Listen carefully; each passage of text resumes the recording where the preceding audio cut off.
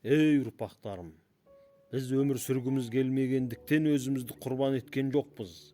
Біз бақытсыз өмірімізден өлімге қарсы шапқан жоқпыз. Біз өмірді жақсы көрдік. Біз де бақытты ғұмыр кештік. Біз де өмірді сендерден артық бағаладық. Болашаққа сендік, тәуелсіз ел болуды армандадық. Ей ұрпақтарым, біз де соғысты жек көріп бейбіт күнді аңсадық.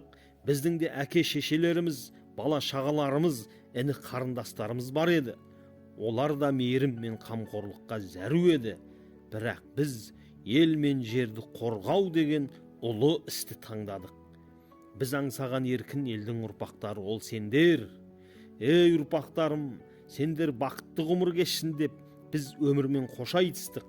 Сендер күң болып кетпесін деп, құл болып кетпесін деп біз ажалға қарсы тұрдық. Сол жолда жан бердік. Сендердің бақытты өмірлеріңді біз өміріміздің құнымен өтедік. Ей ұрпақтарым, біз осы күнді армандамадық па? Біз осы күндер үшін жан бермедік па? Аманатқа қиянат жасамай өмір сүру сендердің еншілеріңде. Сендер барда біз бармыз, өлген жоқпыз. Бізді ұмытпаңдар, ей ұрпақтарым.